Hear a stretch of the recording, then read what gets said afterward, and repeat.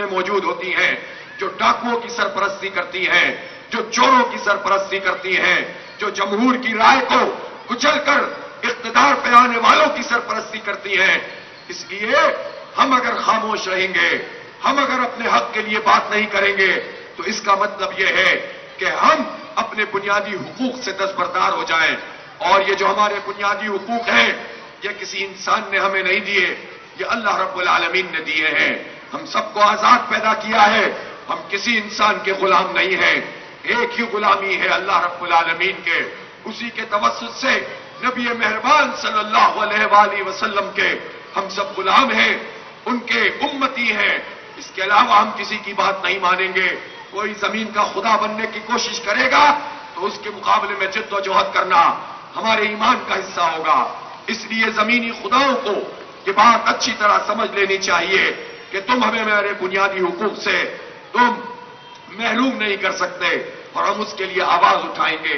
میرے بھائیوں اور دوستوں، میری عزت ماں بہنوں، آپ کی اس جد و جہد کو میں سلام پیش کرتا ہوں، آپ کی اس مزاحمت کو میں خراج تحسین پیش کرتا ہوں۔ انہوں نے یہ سمجھا تھا کہ چند دنوں کے لیے یہ آئے ہیں اور آ کر چلے جائیں گے۔ ہم یہ بات واضح کر دینا چاہتے ہیں کہ ہم جانے کے لیے نہیں آئے ہیں۔ ایک ہی صورت میں جائیں گے، ہمارے بجلی کے بلوں کو کم کر دو۔ ایک ہی صورت میں جائیں گے، تنخواہ دار لوگوں کے جو تم نے ٹیکس کا یہ سلیب بنایا ہے، یہ پورا کا پورا نامنظور ہے۔ پچھلے سال تک کی بات اپنی جگہ، اس میں بھی انصاف نہیں تھا، لیکن پھر بھی اس حد تک بات صحیح ہے۔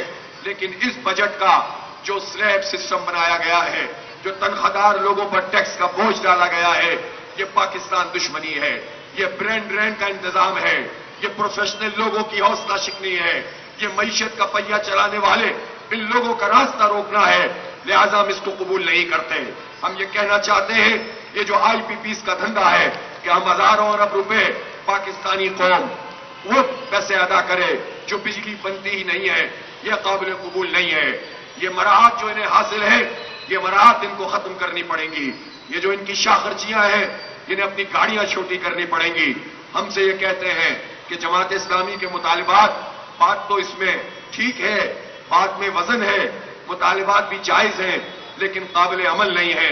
میں نے صبح بھی کہا تھا اور اب بھی کہہ رہا ہوں کہ پرائم منسٹر صاحب، اگر آپ اپنے سرکار کے لوگوں کی گاڑیاں، فوج کے افسروں کی گاڑیاں، عدلیہ کے ججز کی گاڑیاں، بیوروکریٹس کی گاڑیاں، اور جو آپ کے وزراء اور مشیروں کی گاڑیاں ہیں، اگر اس کو میکسیمم 1300 سی سی کر دیں گے تو 1300 سی سی گاڑی کرنے سے کیا شہباز شریف کے پلیٹلیٹس میں کوئی کمی واقع ہو جائے گی؟ کیا ان کو کوئی بیماری لگ جائے گی؟ کیا ان کو کوئی پریشانی لاحق ہو جائے گی؟ کچھ بھی نہیں ہوگا۔ آپ ان سب گاڑیوں کو 1300 سی سی پہ لے کر جائیں اور جو بڑی گاڑیاں ہیں ان کا آکشن کریں۔ آپ دیکھیں گے کم از کم 10-15 ہزار ارب روپے پاکستانی قوم کو اس سے حاصل ہو جائیں گے۔ اور یہ جو فری پیٹرول ہے اور مراحت ہیں، ان کو کم کریں، ہمارا بہت بڑا مسئلہ حل ہو جائے گا۔ جاگیرداروں پہ ٹیکس لگائیں، جن کی زمین 20 ایکڑ سے زیادہ ہے، وہ 2.5 کروڑ ایکڑ بنتے ہیں، چند لوگوں کے پاس ہیں۔ چند لوگوں پہ ٹیکس لگانا تمہیں برا لگتا ہے، غریب کے اوپر ٹیکس لگانا تمہیں برا نہیں لگتا، بجلی کے بلوں میں ٹیکس لگانا تمہیں برا نہیں لگتا، مڈل کلاس کو ٹیکس لگانا اور تنخواہ دار پہ ٹیکس لگانا تمہیں برا نہیں لگتا، لیکن بڑے جاگیرداروں پہ ٹیکس لگانے میں تمہیں موت آتی ہے، تکلیف ہوتی ہے۔ تو ہمارا مطالبہ تو بہت واضح ہے کہ تمہاری مراحت نہیں، ہمیں قوم کو ریلیف چاہیے، اس لیے ہم نے دھرنا دیا ہے۔ اور میں خراج تحسین پیش کرتا ہوں اس دھرنے کے شرکاء کو، روز ان کی آواز بلند ہوتی چلی جا رہی ہے۔ اور ہم نے خواتین کا جب یہاں بڑا دھرنا جلسہ عام کی صورت میں رکھا تو یہ پورا پنڈال بھر گیا تھا۔ آج تو ہم نے خواتین کو علیحدہ سے جلسہ عام کے طور پر نہیں بلایا، لیکن آپ بھی آدھا پنڈال ہماری بہنوں نے بھر دیا ہے، ہماری بچیوں نے بھر دیا ہے۔ اس کا مطلب یہ ہے کہ یہ دھرنا ہر گھر کا دھرنا بن چکا ہے، اور جب یہ پوری فیملی کا دھرنا بن گیا ہے تو پھر اب اس آواز کو کوئی روک نہیں سکے گا۔ اس لیے اگر ہم پرامن طریقے سے یہاں پر موجود ہیں تو آپ اس کو غنیمت سمجھیں کہ پاکستان میں پرامن سیاسی مزاحمت کی نئی تاریخ رقم ہو رہی ہے۔ پرائم منسٹر صاحب، الٹے سیدھے بیانات دینے کے بجائے سنجیدگی سے اس مسئلے کو لیجئے۔ ہم جانے والے لوگ نہیں ہیں اور اگر ہم پرامن ہیں تو آپ یہ شاید چاہتے ہیں کہ ہم پرتشدد ہو جائیں، ہم تصادم کا راستہ اختیار کریں. تصادم اور تشدد ہماری طرف سے نہیں ہوگا. لیکن اگر آپ نے عوام کو ان کا حق نہیں دیا تو پھر ظاہر سی بات ہے کہ مری روڈ سے آگے بڑھنے کا آپشن تو ہر وقت موجود ہے. لیکن آج تو الحمدللہ کراچی میں بھی گورنر ہاؤس پہ دھرنے کا آغاز ہو چکا ہے. میں جماعت اسلامی کراچی کو مبارکباد پیش کرتا ہوں. اب روز وہاں پر دھرنا ہوگا اور کل تو وہ جلسہ عام کر رہے ہیں. اسی طرح انشاءاللہ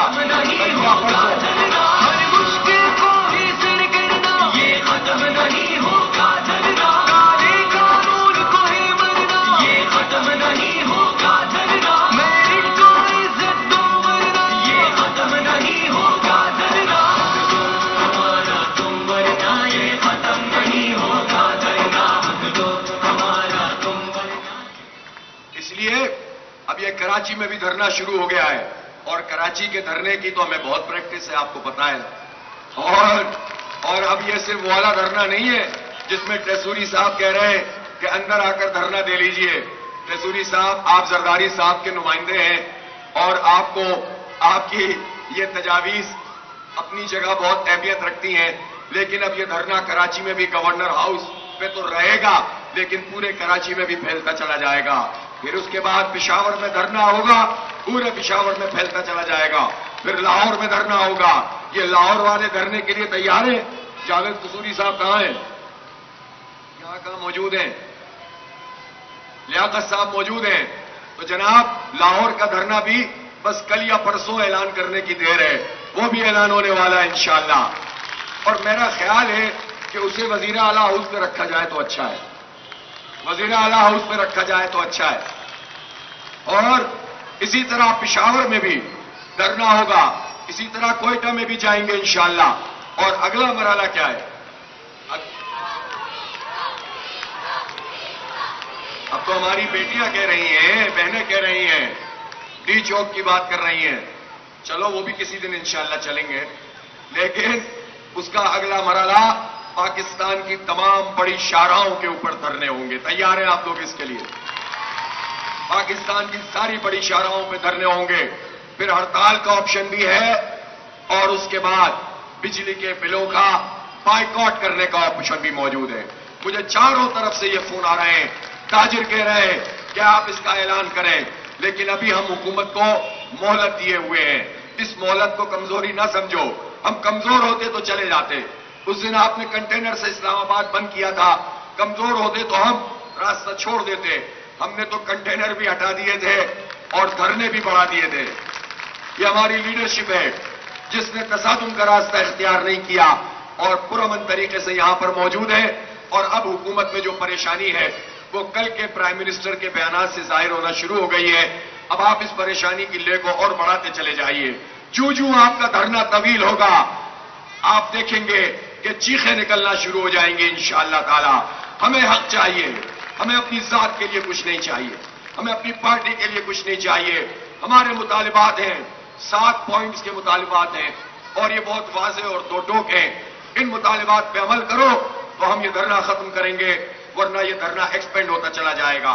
میرے بھائیوں اور دوستوں، میری عزت ماں بہنوں، آپ جس راستے میں موجود ہیں ایک بات اچھی طرح سے سمجھ لیں.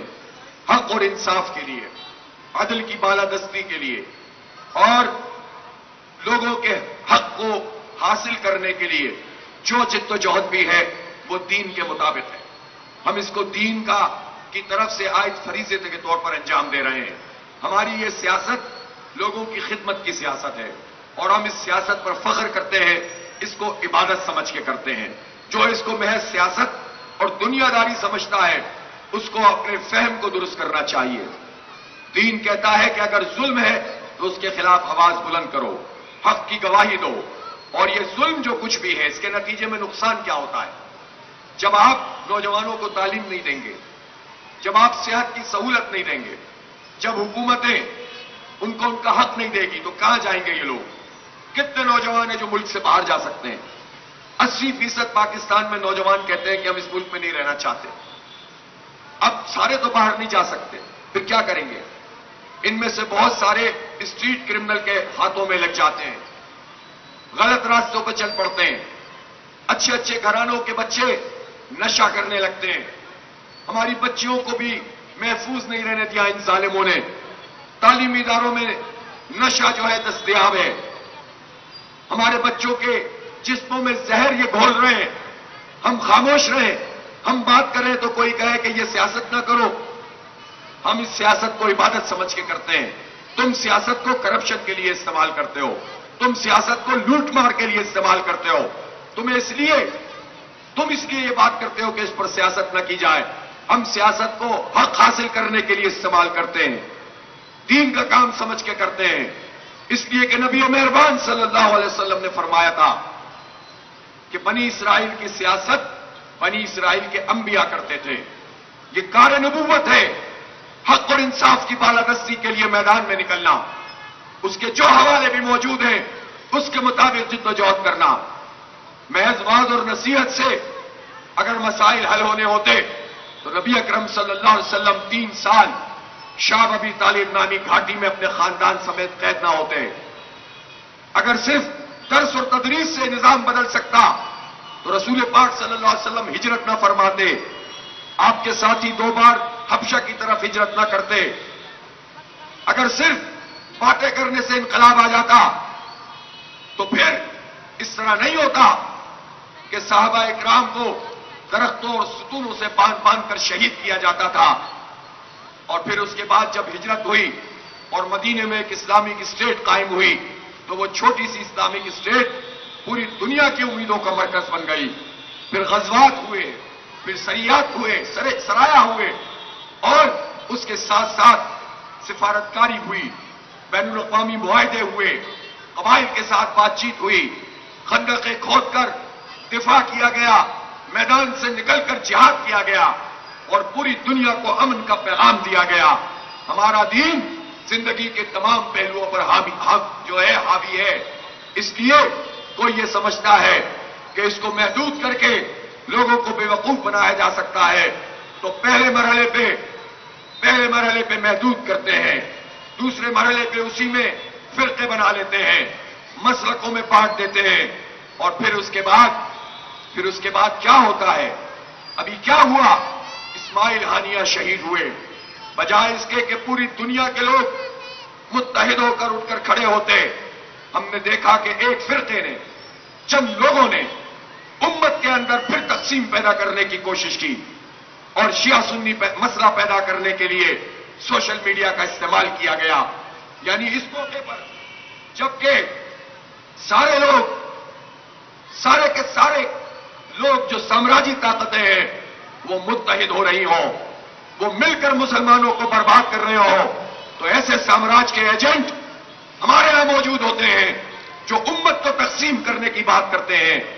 تو جب آپ بنیادی مسائل سے توجہ ہٹاتے ہیں، زندگی کی بات دوڑ سامراجی اور طاغوتی قوتوں کے حوالے کرتے ہیں، تو جو دین کا نام لینے والے ہیں وہ بھی دین کا محدود تصور لوگوں میں پیدا کر کے مزید ٹکڑوں میں بانٹ دیتے ہیں، کوئی صوفی بن جاتا ہے، کوئی دیوبندی بن جاتا ہے، کوئی بریلوی بن جاتا ہے، کوئی شیعہ، کوئی سنی، کوئی اہل حدیث، اور پھر یہ عصبیت بڑھتی چلی جاتی ہے، یہ پیاز کے چھلکوں کی طرح ہوتی ہے، ایک پرت ہٹاؤ تو دوسری آ جاتی ہے، دوسری ہٹاؤ تو تیسری آ جاتی ہے، ایک طرف یہ مذہبی لوگوں کو تقسیم کرتے ہیں اور دوسری طرف یہ لسانی بنیادوں پہ لوگوں کو تقسیم کرتے ہیں، قوموں کی بنیاد پر تقسیم کرتے ہیں، قوم پرستیوں کو اپنے مقامی سطح پر پروان چڑھاتے ہیں اور اس طرح پورے معاشرے کو پھاڑ کر رکھ دیتے ہیں۔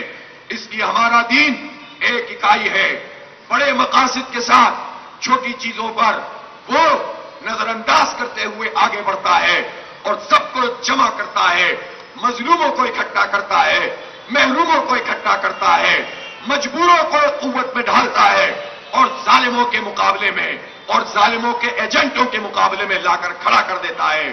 اس لیے ہم امت کے جوڑنے کی بات کرتے ہیں، پوری قوم کو جوڑنے کی بات کرتے ہیں اور دین کا وہ تصور پیش کرتے ہیں جو حقیقت میں دین کا تصور ہے۔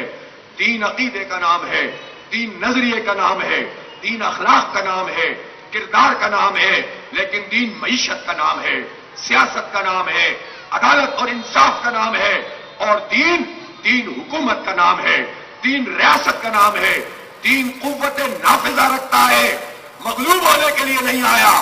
رہنے پر زندگی مشکل ہے، یہ ہے وہ گلا سڑا نظام جس نظام کے تحت ہم زندگی گزارتے ہیں، اور اس نظام میں چند لوگوں کو یہ حق حاصل ہے کہ وہ پولیس کو بھی اپنی مرضی سے استعمال کر سکتے ہیں، سرکاری اداروں کو بھی اپنی مرضی سے استعمال کر سکتے ہیں، پروٹوکول بھی ان کا زیادہ سے زیادہ ہو سکتا ہے، اور پھر ان کی ایک بڑی تعداد وہ ہے جو گاڑیاں یہ لوگ استعمال کرتے ہیں، یہ گاڑیاں یہ بڑی بڑی گاڑیاں ہوتی ہیں، اور ان کا پیٹرول بھی ان کو فری ملتا ہے۔ ہم نے بہت سارے ایسے لوگوں کو دیکھا ہے کہ جن کی بیگمات انہی سرکاری گاڑیوں میں شاپنگز کر رہی ہوتی ہیں۔ اسی طرح ان کے بچے جنہیں بہت اعلیٰ تعلیم حاصل کرنے کے مواقع ملتے ہیں، اس لیے کہ تنخواہ سے تو اپنے بچوں کو اتنے بڑے اسکولوں میں کوئی نہیں پڑھا سکتا جو تنخواہ سرکار کی ہوتی ہے، جو سہولتیں ان کو مال بنانے کی حاصل ہوتی ہیں، اس مال بنانے کی سہولت سے ان کے بچے بھی، بعض لوگوں کے بچے تو ایسے اسکولوں میں پڑھتے ہیں جہاں ڈالر میں فیس دی جاتی ہے، اور ان کو بھی چھوڑنے کے لیے سرکار کی گاڑیاں جاتی ہیں۔ یہ عیاشیاں ایک طبقے کی، اور دوسری طرف کیا حال ہے؟ دوسری طرف حال یہ ہے کہ جو سرکاری اسکول ہیں، وہ سرکاری اسکول جن پر پاکستان کے 25 کروڑ عوام کا حق ہے کہ ان کی تعلیم بھی صحیح ہونی چاہیے اور مفت ہونی چاہیے اور معیاری ہونی چاہیے۔ اگر بڑے طبقات کے لوگوں کو جو تعلیم مل رہی ہے، اسی معیار کی تعلیم ہمارے چھوٹے کلاس کے بچوں کو بھی ملنی چاہیے۔ یہ بات ہمارا آئین کہتا ہے، دستور کہتا ہے، ایک زبان، ایک نظام اور ایک نصاب ہونا چاہیے، لیکن سرکاری اسکولوں کی اکثر جو تعداد ہے ان میں معیاری تعلیم نہیں ملتی، بلکہ اب حکومت نے اپنی ناکامی کا اعتراف کیا ہے، اور صرف پنجاب میں 13,000 سرکاری اسکولوں کو یہ مزید پرائیویٹ سیکٹر کے حوالے کر رہے ہیں۔ پرائیویٹ سیکٹر میں جو لوگ تعلیم دے رہے ہیں وہ ایک الگ موضوع ہے کہ ان کو جو سہولتیں حاصل ہونی چاہیے، اس پرائیویٹ سیکٹر کے 90% لوگوں کو وہ سہولت حاصل نہیں ہے، جس کی وجہ سے معیار تعلیم اس سیکٹر میں بھی گر رہا ہے۔ لیکن سرکار کے پاس تو ہمارے ٹیکس کا پیسہ جاتا ہے، جو تعلیم کا بجٹ صوبوں میں موجود ہے، صوبوں کے تعلیم کا بجٹ تھوڑا نہیں ہے۔ صرف صوبہ سندھ کا تعلیم کا بجٹ پچھلے سال 200 ارب روپے سے زائد تھا، اور اس سال تو اس میں مزید اضافہ کیا گیا ہے، لیکن یہ 70-80% تعلیم کا بجٹ یا تو بھرتی کیے ہوئے، ناجائز طریقے سے بھرتی کیے ہوئے اساتذہ پہ لگتا ہے، یا پھر وہ انتظامی اخراجات پہ لگتا ہے، کرپشن میں جاتا ہے، تعلیم کی بہتری کے لیے نہیں لگتا، جس کے نتیجے میں پاکستان کے غریب اور متوسط طبقے کے لوگوں کو تعلیم کی بنیادی سہولت حاصل نہیں ہے۔ اور جس طرح آپ یہ بات سنتے ہیں نا، جب ہم یہ کہتے ہیں کہ آئی پی پیز کے ساتھ جو معاہدے کیے گئے ہیں، ناجائز معاہدوں کو کلعدم کرو، ری نیگوشیٹ کرو، اور ہزاروں ارب روپے کا جو بوجھ پاکستان کی قوم ادا کر رہی ہے، اس بوجھ کو پاکستان سے ہٹاؤ، تو آپ کو ایسے لوگ ملیں گے جو حکومت میں بھی شامل ہیں اور حکومت کی زبان بولنے والے بھی شامل ہیں۔ جو حکومت کی زبان بولنے والے لوگ ہیں وہ آپ کو مایوس کریں گے، اور وہ یہ بات کہیں گے کہ ایسا ممکن نہیں ہے۔ کیسے ممکن ہے کہ یہ معاہدے ختم کیے جائیں؟ کیسے ممکن ہے کہ ہم جو ہیں وہ ان لوگوں کو لگام دیں؟ بات آپ کی صحیح ہے، ہو نہیں سکتا۔ اور در حقیقت وہ لوگوں کو اس پر مطمئن کرنے کی کوشش کرتے ہیں کہ تم کچھ بھی نہیں کر سکتے، جو چند لوگوں نے مل کر قوم کی تقدیر کا فیصلہ کر دیا اس کو اپنی قسمت سمجھو اور قبول کر لو، اور آواز منہ سے مت نکالو، بالکل اچھے بچوں کی طرح ان کو ان کے پیٹ میں پیسے ڈالتے رہو، اپنے خون پسینے کی کمائی ان کو دیتے رہو، وہ پنپتے رہیں اور تم کمزور سے کمزور تر ہوتے چلے جاؤ۔ ملک کا بیڑا غرق کرو، لیکن ان کے خلاف کچھ نہیں ہو سکتا جنہوں نے اتنا بڑا ظلم کیا ہے۔ بالکل ایسے ہی انہوں نے قوم کو یہ سمجھانے کی کوشش کی ہے کہ تعلیم دینا حکومت کا کام نہیں ہے، تعلیم کے لیے مواقع فراہم کرنا حکومت کا کام نہیں ہے، یہ پرائیویٹ سیکٹر کا کام ہے۔ یہ اتنی بڑی بکواس اور جھوٹ ہے جس کے نتیجے میں آج پاکستان کی قوم کا ٹیلنٹ تباہ ہو رہا ہے۔ 2.62 کروڑ بچے وہ ہیں جنہیں اسکول میں ہونا چاہیے، وہ اسکول سے باہر ہیں۔ جو پرائمری کے بعد ڈراپ آؤٹ ہے وہ بڑھتا جا رہا ہے، میٹرک کے بعد ڈراپ آؤٹ بڑھتا جا رہا ہے۔ چند فیصد 8% لوگ صرف یونیورسٹی میں داخلہ لے پاتے ہیں۔ اس کا مطلب یہ ہے کہ انہوں نے غریب طبقے کو اور اب مڈل کلاس طبقے کو بھی تعلیم کی دوڑ سے فارغ کرنے کا فیصلہ کر لیا ہے، اور یہ کہتے ہیں کہ اس کو اپنی قسمت سمجھو، تم تعلیم کا مطالبہ نہ کرو۔ ہم یہ بتا دینا چاہتے ہیں کہ جماعت اسلامی کی یہ تحریک جو ایک نئے ولولے اور نئے عزم کے ساتھ شروع ہوئی ہے، یہ شعور پروان چڑھا رہی ہے، اور یہ دھرنا پاکستانی قوم کے شعور میں اضافے کا دھرنا بن چکا ہے۔ ہم پاکستان کے بچے کو یہ بات بتانا چاہتے ہیں کہ معیاری تعلیم خیرات نہیں ہے، ہمارا حق ہے اور ہمارے بچوں کو ملنا چاہیے۔ جو امیر کو تعلیم ملے وہی مڈل کلاس اور وہی غریب کو ملنی چاہیے، اور یہ حق ہم چھین کر حاصل کریں گے انشاءاللہ تعالی۔ ہم ان کے رحم و کرم پہ اپنے بچوں کو نہیں چھوڑیں گے۔ صحت کی سہولتیں یہ ہے جب ہم ٹیکس دیتے ہیں تو تعلیم، صحت، انصاف اور امن یہ ریاست کی ذمہ داری ہوتی ہے۔ آپ نے اکثر سنا ہوگا کہ ریاست کی بات کو تسلیم کرو، ریاست کی ریٹ کو قائم کیا جائے، اور ریاست کی ریٹ اس طرح قائم ہوتی ہے کہ اس کے آگے جھک جایا جائے، کوئی سوال نہ کرے، کوئی بات نہ کرے، کوئی حق نہ مانگے، جو آپ کی سوچ پر پہرے بٹھا دیے جائے بس اس کو قبول کر لیا جائے۔ اس کو کہتے ہیں ریاست۔ ریاست کیا ہوتی ہے؟